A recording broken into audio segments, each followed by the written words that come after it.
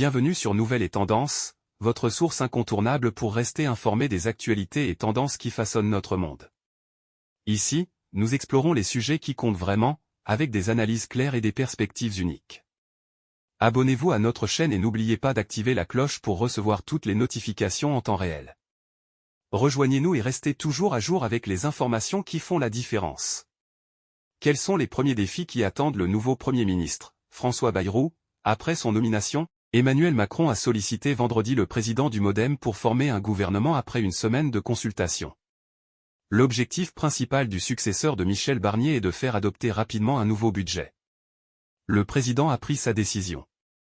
François Bayrou a été désigné Premier ministre 9 jours après la censure du gouvernement de Michel Barnier, le vendredi 13 décembre. Le président du MoDem, 6e locataire de Matignon sous Emmanuel Macron, va maintenant se concentrer sur la composition délicate du gouvernement, dont les équilibres politiques seront cruciaux pour éviter une nouvelle défaillance à l'Assemblée. Le nouvel occupant de Matignon devra également établir un budget pour le pays. Les différentes étapes qui attendent le nouveau chef du gouvernement sont résumées par France Info. Établir son gouvernement. Lors d'une allocution télévisée après la démission de Michel Barnier, le 5 décembre, Emmanuel Macron avait fait la promesse de former un gouvernement d'intérêt général. Le président de la République, selon l'article 8 de la Constitution, désigne les autres membres du gouvernement, sur proposition du Premier ministre. Il sera nécessaire que l'Élysée et Matignon prennent une décision plus rapide que lors du dernier remaniement. Michel Barnier avait été nommé le 5 septembre et avait présenté ses ministres 2 semaines plus tard. Ce casting ministériel sera d'autant plus important pour le tandem exécutif cette fois-ci qu'il pourrait déterminer la capacité du gouvernement à s'inscrire dans la durée. Le maire de Pau, récemment élu, n'a pas de majorité à l'Assemblée nationale.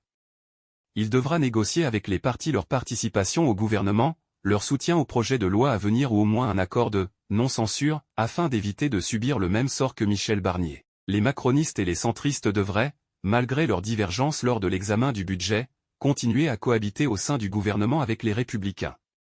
Cependant, les relations entre le Palois et le parti, anciennement UMP, sont tendues depuis plusieurs années, François Bayrou ayant par le passé ouvertement critiqué les idées et les méthodes de Nicolas Sarkozy, ainsi que l'évolution de la formation sous la direction de Laurent Wauquiez et d'Éric Ciotti. La gauche serait davantage impliquée, mais le Parti socialiste a annoncé dans un communiqué qu'il ne serait pas impliqué dans ce gouvernement. Ces derniers jours, Emmanuel Macron a tenté de persuader les socialistes de ne pas censurer son futur Premier ministre, ce qui permettrait également au gouvernement de ne plus compter sur l'extrême droite. Il n'y a cependant pas eu d'accord. Selon Olivier Faure, le chef du PS, le nouveau locataire de Matignon ne peut pas être François Bayrou. La présidence a expliqué vendredi que le nom de François Bayrou s'est imposé ces derniers jours comme le plus partagé. Au fil des consultations, le maire de Pau est devenu la figure la plus capable de garantir l'unité et de constituer un gouvernement d'intérêt général. Il est chargé par le président de dialoguer avec tous les partis politiques réunis mardi 10 décembre à l'Élysée, tous ceux présents à l'Assemblée, à l'exception du RN et du LFI pour trouver les conditions de stabilité et d'action. Est-ce que l'arrivée de ce centriste à la tête du gouvernement ouvre la voie à un possible pacte de non-censure? À ce moment-là, seule la France insoumise a déclaré, sans surprise, qu'elle déposera une motion de censure contre le gouvernement de François Bayrou. Les dirigeants du RN ont annoncé qu'ils ne prévoient pas de le censurer. Proposer la loi spéciale au vote.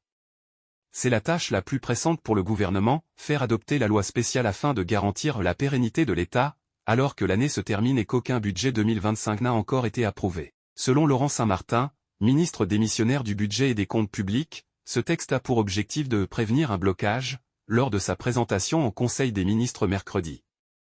Il permet au gouvernement de perdre les impôts déjà payés, jusqu'à ce qu'un nouveau budget soit voté. L'État et la sécurité sociale ont également la possibilité d'emprunter sur les marchés financiers, afin d'éviter de se retrouver en situation de cessation de paiement. La commission des finances de l'Assemblée a examiné ce projet de loi mercredi et il est prévu qu'il soit débattu dans l'hémicycle lundi puis au Sénat mercredi. Est-ce que l'actuel ministre du Budget pourrait défendre le texte devant les députés si un nouveau ministre du Budget n'est pas nommé d'ici là? Selon Benjamin Morel, maître de conférences en droit public, il n'existe aucune certitude quant à la possibilité qu'un ministre démissionnaire puisse être présent au banc, c'est-à-dire dans l'hémicycle pour défendre un projet de loi, mais le bureau de l'Assemblée peut l'accepter. Il rappelle que le ministre démissionnaire transmet les affaires courantes, qu'il soit accompagné ou non d'un Premier ministre, jusqu'à ce qu'un successeur soit désigné. Une autre possibilité est que François Bayrou puisse lui-même soutenir le projet de loi spéciale. Ce texte sera voté par les oppositions, mais Matignon devra affronter une bataille politique et juridique sur la question du barème de l'impôt sur le revenu, et en particulier sur la possibilité de l'indexer sur le revenu sur l'inflation, comme le prévoyait le projet de loi défendu par Michel Barnier. Selon l'Observatoire français des conjonctures économiques, si aucun nouveau budget n'est prévu, environ 380 000 foyers seront soumis à l'impôt en 2025. Les oppositions ont voté en commission jeudi un amendement visant à aligner le barème de l'impôt sur le revenu sur l'inflation dans la loi spéciale. Cependant, le gouvernement qui démissionne affirme que cette approche est en violation de la Constitution. La présidente de l'Assemblée, Yaël Braun-Pivet, décidera de la recevabilité ou non de cet amendement. Ce texte a été promis par les oppositions de ne pas être soumis au Conseil constitutionnel. L'Élysée, Matignon ou les présidents de l'Assemblée et du Sénat ne sont pas non plus sûrs de faire usage de leur droit de saisine sur un sujet aussi explosif que l'impôt. Proposer un budget pour l'année 2025.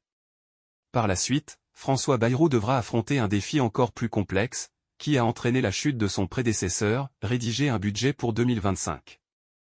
Est-ce qu'il va recommencer de zéro afin de déterminer les dépenses et les recettes de l'État? Est-ce qu'il se basera sur la version initialement proposée par Michel Barnier, sur celle réécrite par les sénateurs ou encore sur celle élaborée par la commission mixte paritaire à la suite de l'examen au Parlement? À ce stade, il n'y a pas de décision. Le nouveau gouvernement aura des possibilités de manœuvre restreintes, tout comme le précédent, avec des finances publiques en difficulté et une assemblée fragmentée. Étant donné la suspension des travaux parlementaires du 20 décembre au 14 janvier, la bataille ne devrait pas démarrer avant plusieurs semaines. Déterminer ses priorités à venir.